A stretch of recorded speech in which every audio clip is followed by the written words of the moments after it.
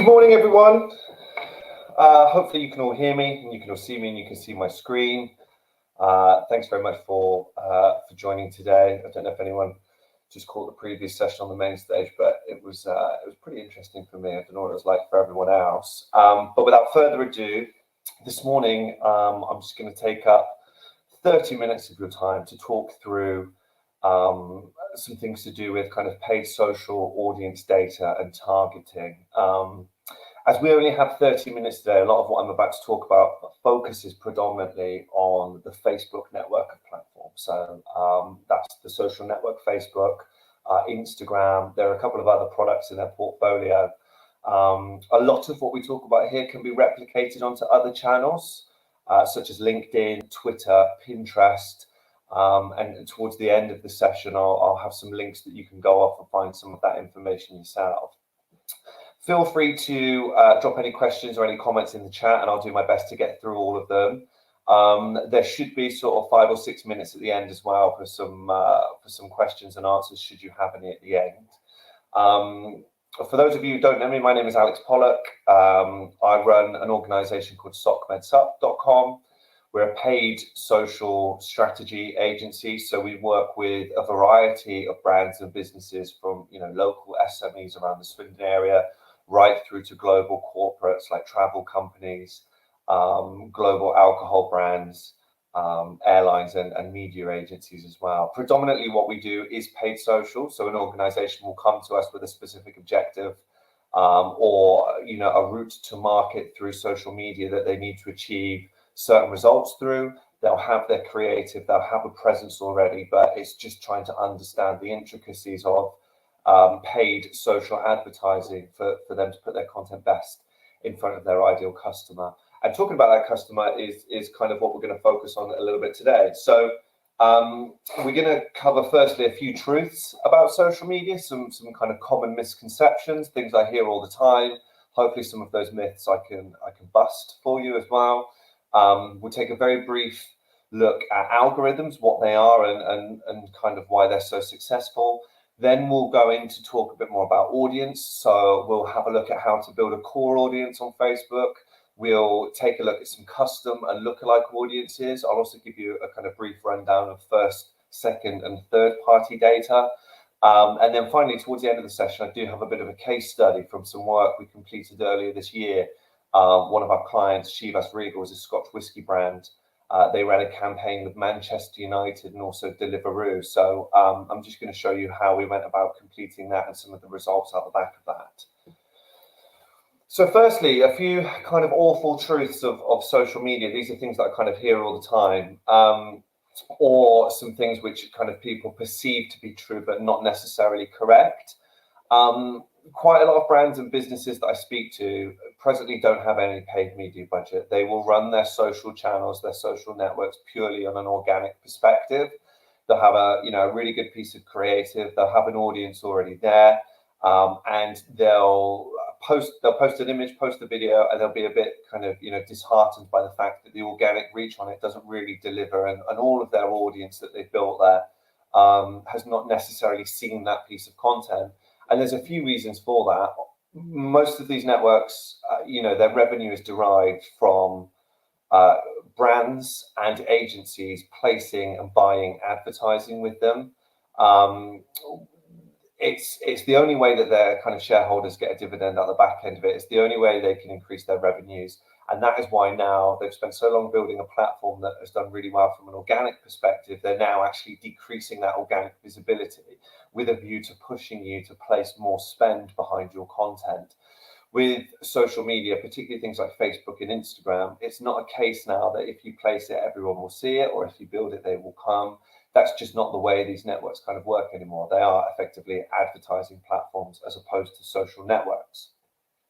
There's also kind of user preferences as well. If you think how long we've been subscribed and signed up to some of these networks, we've built our own news feeds. We've liked, hundreds and hundreds of different pages. We've got, 500 friends plus on Facebook. That's a lot of information to be kind of cramming into a news feed all of the time. So as much as Facebook is kind of determining what you're going to see, you also have an element as a user where you can define who you subscribe to, which friends you may unfollow because you don't want to see their content. So there's that kind of preference of building that newsfeed for yourself. Also, organic is not cost-free. Yeah, it costs absolutely nothing to sign up and build a Facebook page or build an Instagram account, but you have to actually manage that, and that takes resource, that takes time, that takes staff. You have to invest in creative and having imagery and video to go on that. You might potentially have agency fees. Above all else, it is the time, particularly for an SME. Time is money for you as a business owner or as someone who runs the marketing department within a business. So it's important to remember that social media and organic is not always necessarily free. There's a real upward trend at the moment of SMEs and large scale businesses taking user generated content that has been created by someone else who has an affinity to your brand, and using that as part of your content strategy. But even then, user generated content doesn't assure impact. You still need to make sure that it's being seen by the right people, placed in the right areas, and paid media can really help kind of boost that up. And also the third and final point here is social media will continue to change. It's important to always try and either be abreast of what's going on or actually one step ahead, which is the hardest part of this role sometimes. Just as the algorithms are starting to be, unearthed and understood by marketeers and brand owners, what you tend to find is, something shifts, something changes, a new product, a new opportunity comes in to that advertising platform and that social network. And this will always be the case going forward, because it's down to these social networks to try and drive as much revenue from advertisers as possible so that they continue to have a business long term as well. And just touching on algorithms, for anyone who doesn't know, an algorithm is effectively taking historical data to try and predict the future actions of individuals. I've got an example here, effectively, in its most basic format, what the Facebook algorithm is. So when you log into Facebook and what goes on your newsfeed, what you see and what you can consume, is made up of a variety of different elements. So we talk quite a lot about interest. So the interest of the user in that particular creator, how well a post is performing naturally or organically. So if you have a huge amount of engagement that's natural and organic on a post, there's an element of virality to that. So Facebook is going to bump it up. Who sees it, how many more people sees it, because it believes there's an interest there. It's also going to look at you as a business or a creator, how well your content has done previously. So I see quite a lot of people feeling as though they have to post on a daily basis. Quite often, not every day a post will succeed. My advice would always be to, utilize content which has a slightly more dramatic and impactful assurance on your newsfeed. So sometimes you need to kind of prioritize quality over quantity. It's also going to look at type. So the way we move into the world, the way people are engaging and consuming with content, video and high quality photography is generally the best kind of piece of content to go in there. Links and text statuses do perform, but they potentially don't perform as well. And also recency. It's going to take a look at some of the newest, freshest, most relevant content, and kind of prioritize that into a lot of news feeds for individuals as well. And I mean, I've just put on the right hand side here, this is a very simplified equation. We know that Facebook looks at over 100,000 data points when looking at a piece of content and who to place it to. So it is quite difficult to try and beat the system. But if you take a keen interest in those 5 elements there, it will quite often prove successful for you in the long run. Just moving now on to Facebook, and as I said earlier, a lot of these elements can be shared across platforms as well. And some of what we look at here today, you could utilize on LinkedIn, Twitter, Pinterest, for example. But the first thing we're going to look at is core audiences. If you have a Facebook page or you have a Facebook Business Manager account, all of these elements are free. You have access to Facebook Ads Manager, where you can input your credit card details or apply for a credit line, and it will give you the opportunity to pay for advertising on that network. Quite often you might see, if you're the admin or the owner of a page, under a post, there'll be a small sign that says boost post. My advice would always be to kind of move away from that. Facebook is going to create a very generic audience for you, similar to those who like your page, and it's going to charge you a set amount you'll probably see great results, but you don't really have too much control over that. If I'm totally honest, it's a very clear call to action from Facebook, a really easy way for them to make money. My advice would be to go into the ads manager element of Facebook, which you can get at facebook.com/ads, and to actually look at who you're targeting and put yourselves in the shoes of your ideal customer, your ideal consumer. And you can set the rules for where your ads are delivered. You can adjust your target audience to be as broad or as well defined as you like. And there's a few criteria you can set that on. So you can look at location. It could be that you want to target a particular country, a region such as Europe, a county. In the UK, you can even put a postcode in, or you could just quite simply set Salisbury or Swindon, for example. And within those, you do have a bit of a radius kind of gradient on that. So you could target everyone who lives in Swindon and a 40-kilometre radius around that. In terms of demographics, you can look at age, gender, education, their job title. And the more and more of these you go down, the more defined and relevant you're making your audience.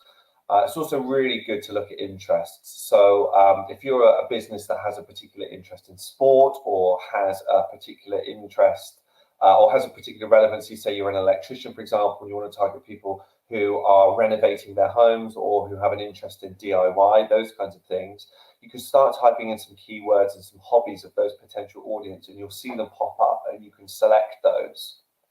What that's now starting to do is build you an audience of the people who tick all of those boxes. Furthermore from that, you can look at behaviors. So you could potentially only target people who use a mobile device. And even further than that, you could look at people who are only operating on a Samsung or using the iOS platform.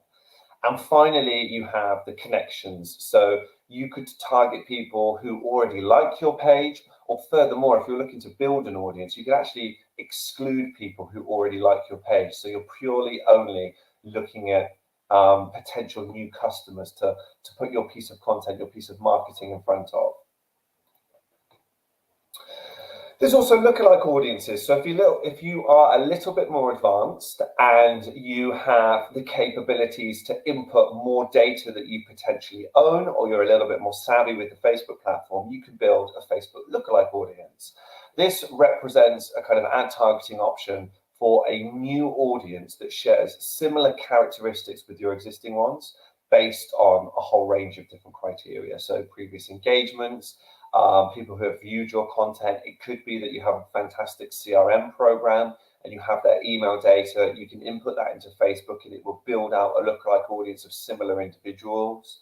You can also take a look at people who have recently visited your website using cookies and tracking, and you can build a lookalike audience from that perspective. Or you may have an app and your app plugs into the API of Facebook and you can kind of pull out a lookalike audience from that perspective as well.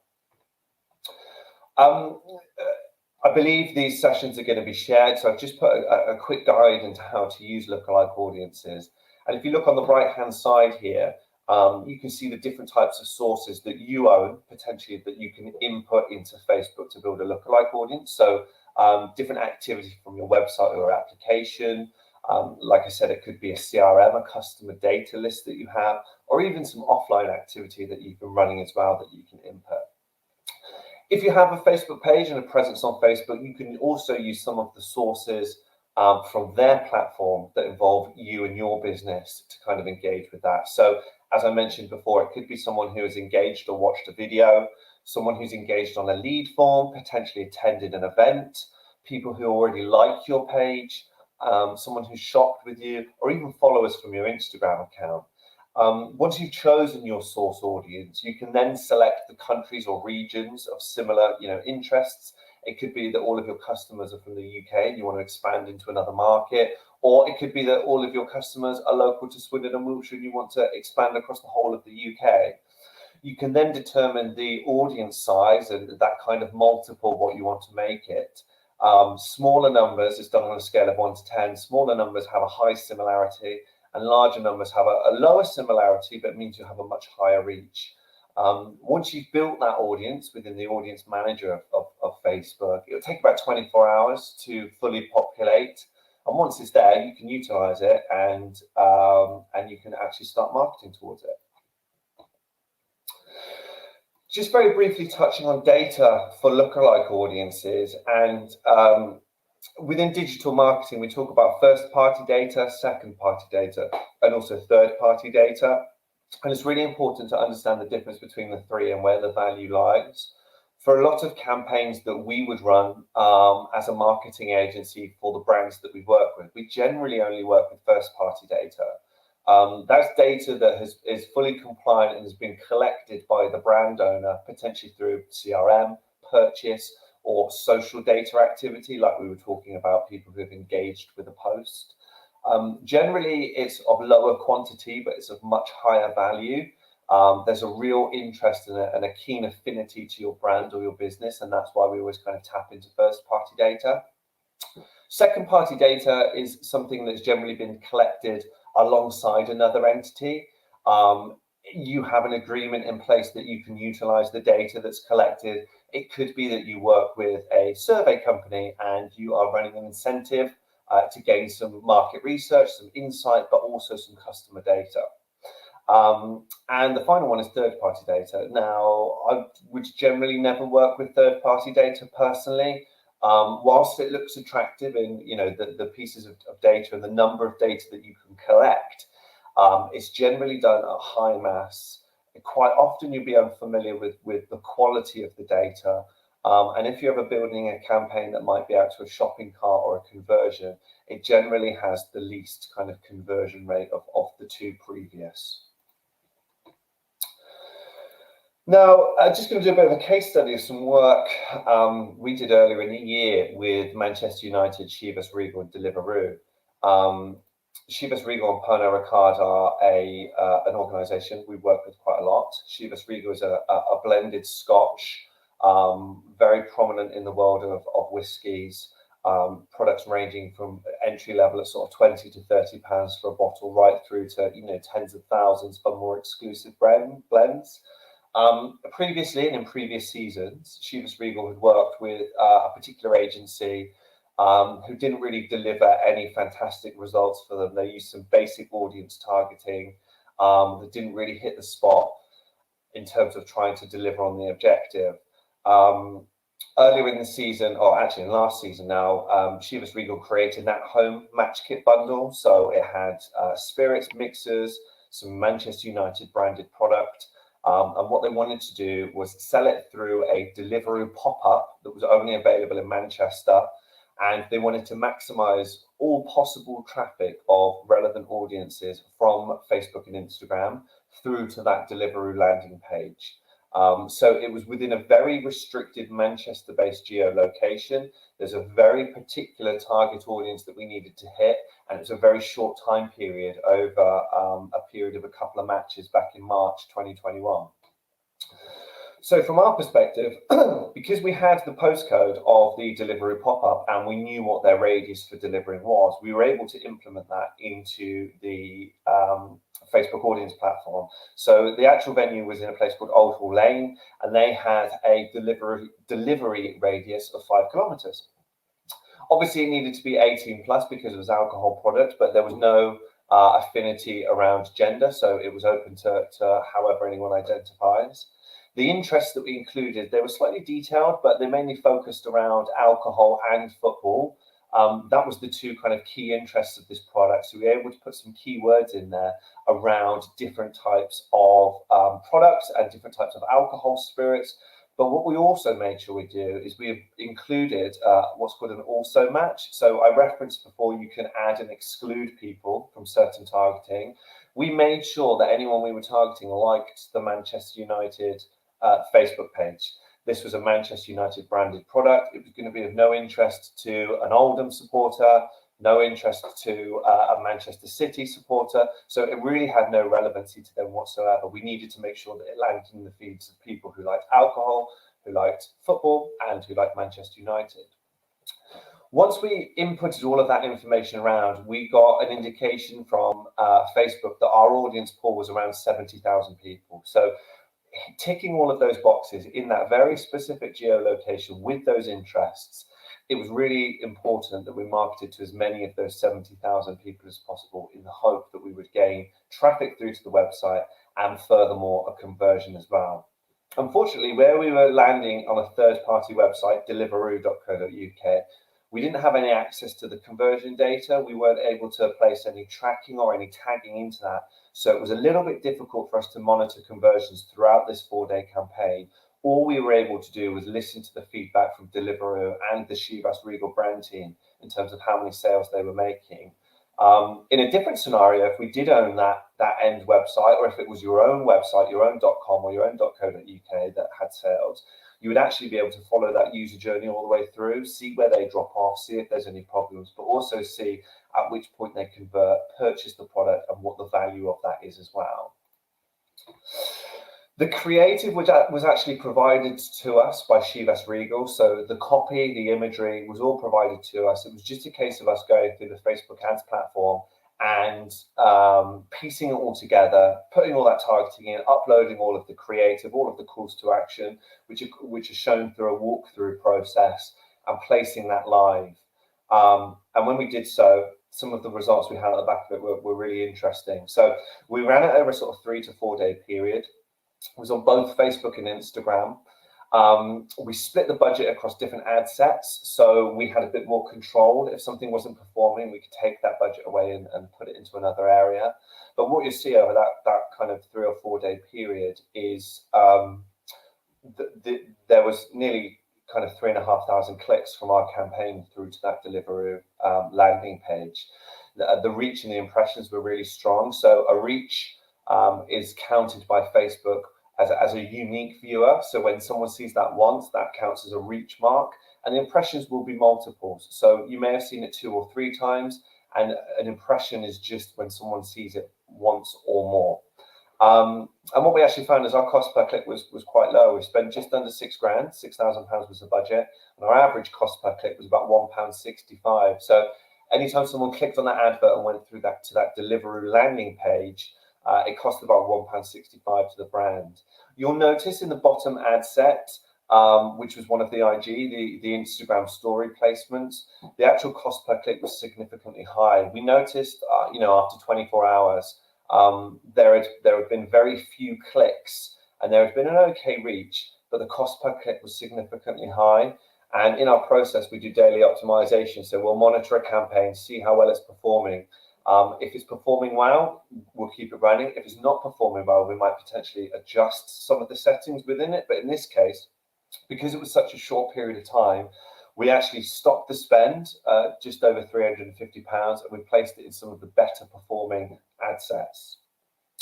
I mentioned earlier that the company had run this the previous season with a different agency and had not quite seen effective results. When we took a little look year on year, they let us know that clicks through to that Deliveroo landing page were up 59% compared to the previous season campaign. And the average cost per click, or £1.65, was 47% lower than the previous season, which was a really fantastic result. And they only had a set amount of product, and we were told the product sold out shortly before the campaign ended, in about kind of 72 hours. And I think in total, the sales generated was around the £17,000 mark. So their investment of kind of £6 grand into media actually helped them sell out of that product and drive great revenues for them.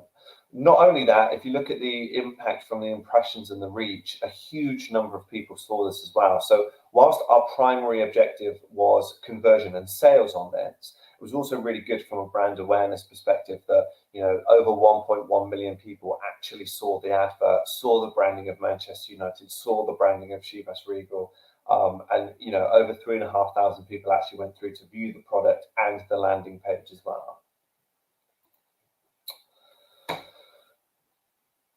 Just in terms of this being a very sort of whistle-stop conversation, thank you very much for your time and for listening.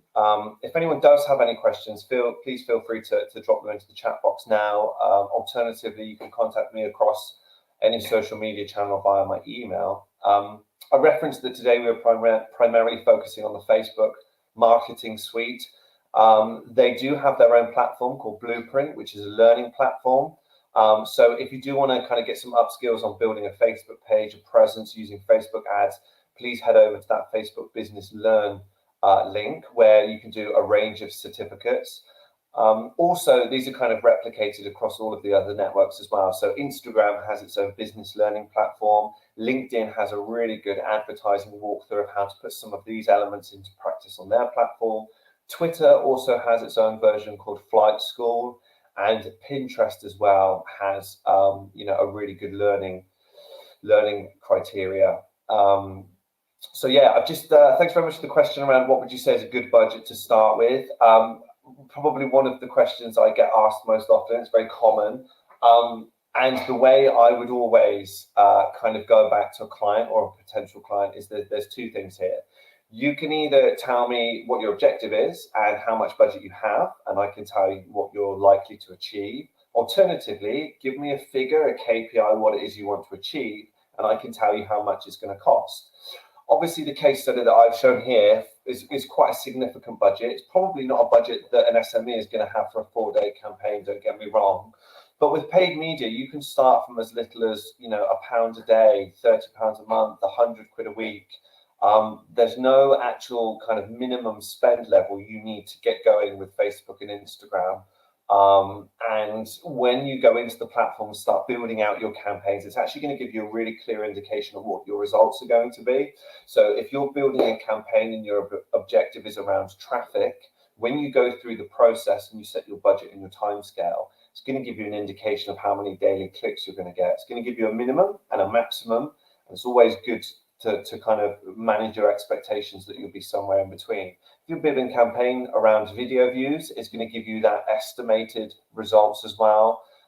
If you're doing it around, a lead generation form, it's going to give you those results as well. So there's no kind of good budget to start. I think it's understanding what your capabilities are, what budget you have to test and play around with to start, and also getting a feel for the platform for how it estimates what you're going to achieve. I would imagine for a lot of kind of SMEs around the Swindon and Wiltshire area, it's potentially a lot of the campaigns you might run would be around reach and awareness, getting eyes on your product, having eyes on your page, building a community there, or traffic, driving people through to a website to either find out more about your business or potentially convert to be a customer through, shopping or things like that. Thanks very much for your question, Simone. Do you recommend any particular tools or platforms to monitor your social media metrics? Really good question. Again, something that's quite popular and prominent, particularly with individuals whose job it is to kind of manage social media. There are a huge variety of free and paid for tools out there. It's very important that you do your research on what it is offering. And the reason I say this, because most of these, well, actually all of these channels, Facebook, Twitter, Instagram, they actually have their own insights platforms.